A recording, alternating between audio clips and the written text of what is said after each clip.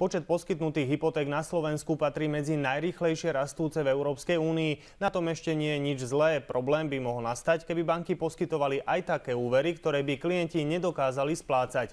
Aby sa to nestalo, Národná banka Slovenska vydala pre komerčné banky niekoľko odporúčaní.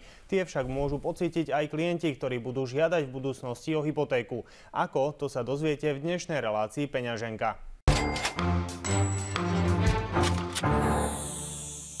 No mojím dnešným hosťom je finančný expert Maroš Ovčárik. Prajem vám príjemný dobrý večer, vítajte u nás v štúdiu. Dobrý večer. Povedzte teda na úvod, trh s hypotékami sa na Slovensku v blízkej budúcnosti zmení na základe odporúčaní Národnej banky Slovenska. Skúste povedať, ako sa môže zmeniť a prečo vlastne MBSK pripravila takéto odporúčania pre komerčné banky? Podľa vyjadrenia, ktoré NBS dala, NBS sama vníma rastúci trend v hypoték ako relatívne v poriadku. Ten trend nevníma nejak zásadne rizikovo, dokonca ani nevidí, aby kvalita toho portfólia, to znamená splácanie úverov, išla nejakým zlým smerom. Skôr NBS sa správa ako taký, ja to nazvem zodpovedný rodič, jednoducho snaží sa odporúčiť bankám, ako sa správať, aby tá kvalita portfólia a zdravosť jednotlivých úverov ostala aj do budúcna v poriadku. To znamená, vnímam to aj samotná NBS tieto opatrenia dala len v pozícii odporúčania. To znamená, že banky by sa mali začať takto správať, ale nie sú to ani zmeny zákonov, ani nejaké zásadné nariadenia. Ak sa ideme pozrieť detailne na tie jednotlivé odporúčania, asi to najdôležitejšie patrí v tom, aký podiel hypoték budú môcť banky poskytovať klientom v určitom percente financovania. Ide najmä teda o tie 90 až 100% hypotéky, ktorých podiel by mal klesnúť na 10% všetkých poskytnutých úverov. Skúste to teda preložiť do praxe. Akým spôsobom sa to môže napríklad dotknúť klientov? V prvom rade NBS naznačila, že podiel takýchto úverov, takých tých 90 a 100% úverov na trhu rastie.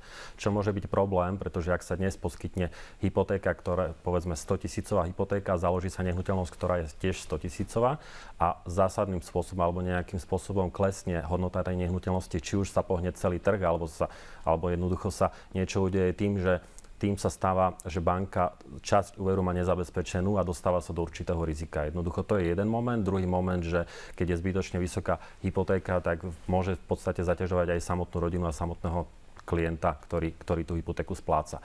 To znamená, že NBS hovorí, že rastú takéto úvery na trhu a chce tomu zamedziť aj práve takýmto odporúčaním jednoducho neposkytovať hypotéky alebo výrazne znížiť poskytovanie hypoték, ktoré majú výšku 90% a viac v pomere k zakladanej nehnuteľnosti. Ako to vyzerá časovo? Asi to nezačne platiť hneď od budúceho mesiaca, takže kedy by sa takéto odporúčania mohli pretaviť do praxe? Takéto odporúčania by sa mali postupne pretavovať do praxe.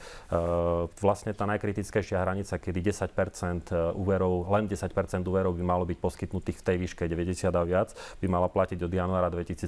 To znamená, je tam prechodné obdobie a dovtedy vlastne tá hranica bude klesať postupne z 25% na 10. Ono to neznamená, že banky nejakým spôsobom prestanú poskytovať hypotéky, to vôbec.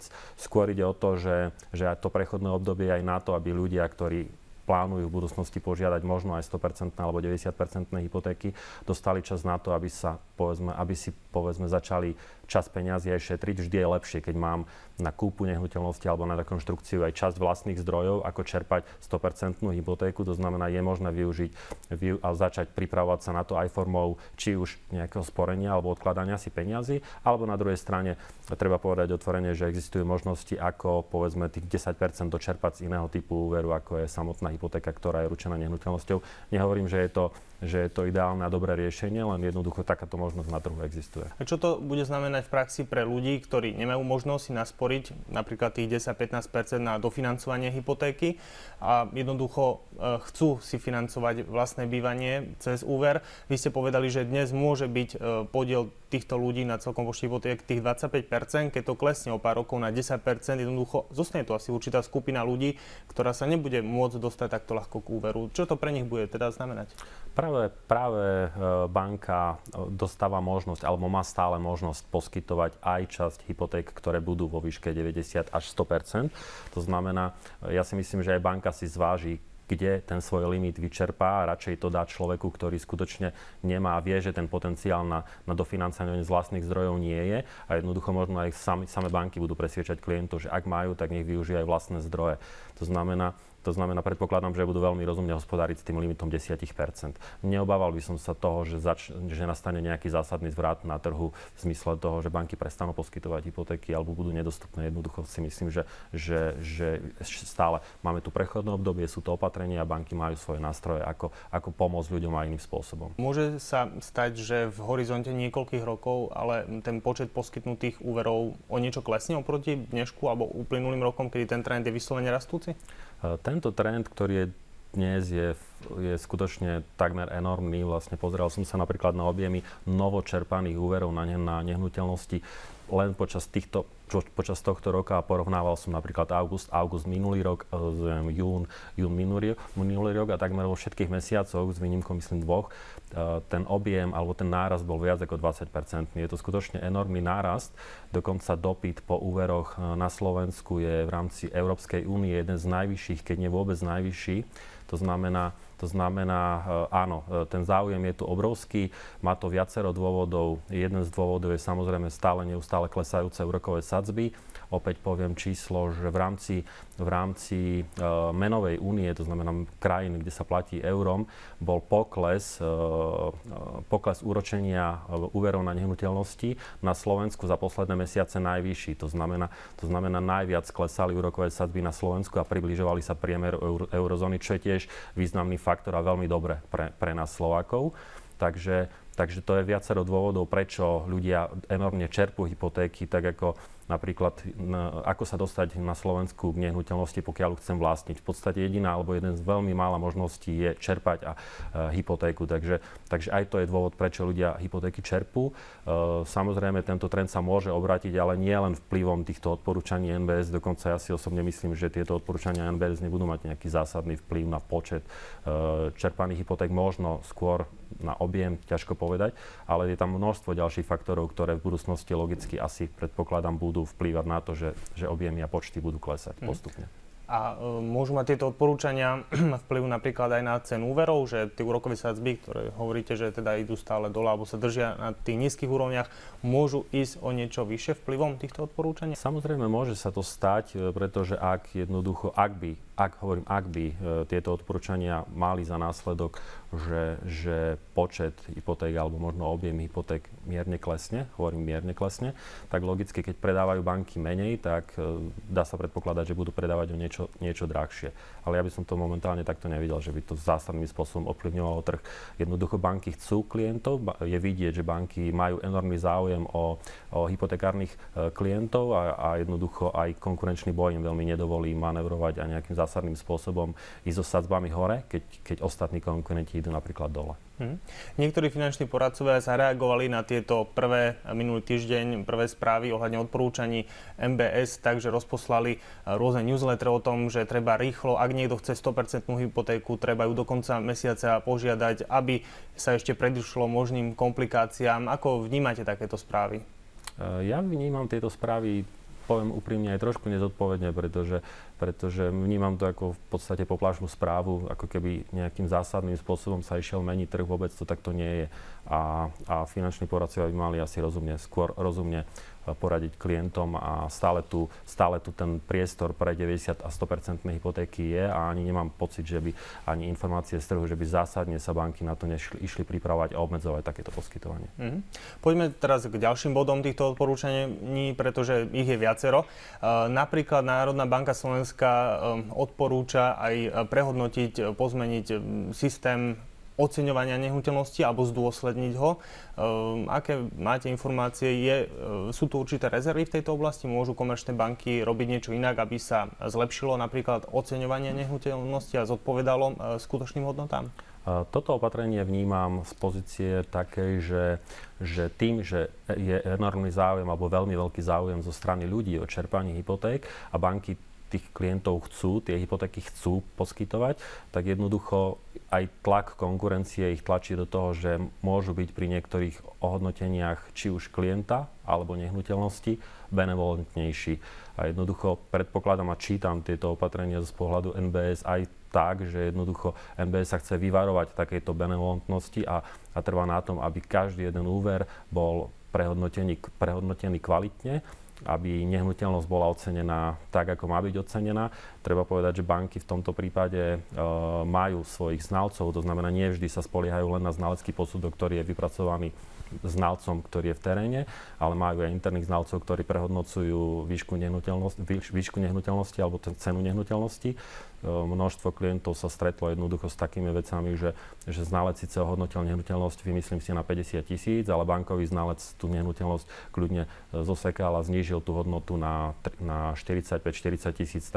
Takže tieto oceňovania myslím si, že fungujú. Neviem v tomto momente z mojich informácií povedať, že či sú nejaké závažné problémy, ale z toho, čo čítam z odporúčaní NBS, mám pocit, že nie. Skôr je to taká opatrnosť. A takisto, ako ste naznačili, to sprísnenie by sa malo dotknúť aj hodnotenia bonity klientov, či sú schopní splácať úvery, takisto v tejto oblasti sú určité rezervy? Myslím si, že sú, ale hlavne ani nie tak pri novočerpaných úveroch, ako pri úveroch, ktoré sú čerpané na refinancovanie. Tam sú banky pomerne benevolentné v tom, že jednoducho už nežiadajú často dokladovanie príjmu, často nežiadajú napríklad aj predloženie znaleckého posudku a banka sa skôr spolieha na to, že keď splácal v pôvodnej banke, tak bude splácať aj u mňa. Takže NBS chce byť možno prísnejšie aj v tejto pozícii a dokonca stanovila limit, že pokiaľ sa navýšenie úveru pri refinancovaní stane o viac ako 2000 eur alebo 5% z hodnoty úveru, tak vtedy je potrebné úplne nové prehodnotenie klienta, tak ako keby bol poskytovaný nový úver. To znamená, že to sú opatrenia, ktoré čítam opäť ako určitá opatrnosť do budúcna. Zaujímavou novinkou by mali byť aj tzv. Stres testy klientov, teda že banka by mala prepočítať vlastne schopnosť klienta, bonitu jeho splácať úver aj v prípade zvýšenia úrokovej sadzby o 2%. Ako vnímate takýto návrh? Tento návrh vnímam mimoriadne pozitívne, pretože dnes úrokové sadzby padajú, ale v horizonte 3, možno 5 rokov je veľký predpoklad, že tie sadzby sa otočia a pôjdu smerom hore. Dnes samozrejme nikto netuší, či ten nárast, či vôbec bude, ak bude, že či bude o percento, o 2, o 3.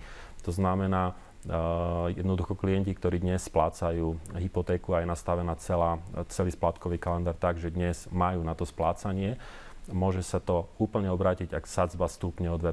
Hovorím stále o horizonte možno 5 rokov. Netreba sa báť, že tie sadzby mali ísť nejak zásadne hore teraz. To nikto nevie. Ale jednoducho musia byť aj banky, aj klienti pripravení na to, že keď stúpne sadzba, tak logicky pôjdu hore aj mesačné splátky. Samozrejme vždy na konci fixácie, pretože počas fixácie sú ľudia chránení a jednoducho splátka ani sadzba im hore nepôjde. Ale na konci fixácie sa môže stať, ak sadzby pôjdu hore, že jednoducho aj klientovi alebo človeku, ktorý spláca hypotéku, sadzba stúpne a logicky stúpne aj mesačná splátka. A rast mesačnej splátky, teda rast úrokovej sadzby o 2-3% môže spôsobiť nárast na mesačnej splátke aj niekoľko desiatok eur, čo pre niektorú rodinu a pre niektorých ľudí môže byť dosť.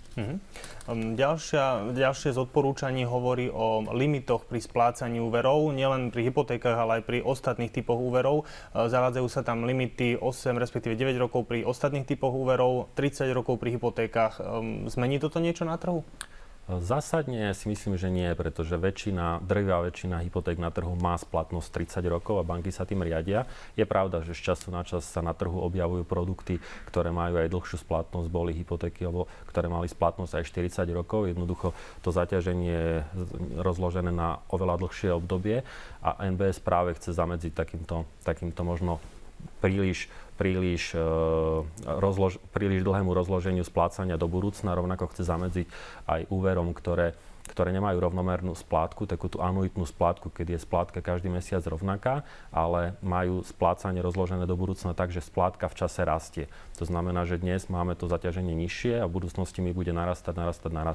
Jednoducho NBS chce, aby sa hypotéky splácali v rozumnom čase. Podľa NBS je to práve tých 30 rokov, čo sa aj v podstate deje na trhu a chce, aby to zaťaženie neodchádzalo do budúcna, ale aby bolo rozložené rovnomerne na celú obdobie splácania, čo si myslím, že tiež je relatívne rozumný krok. Pán Ovčárik, v tejto chvíli vám už veľmi pekne ďakujem za rozhovor a prajem príjemný zvyšok večera. Pekný večer.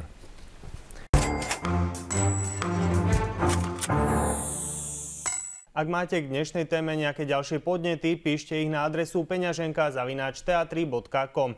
Dovidenia o týždeň.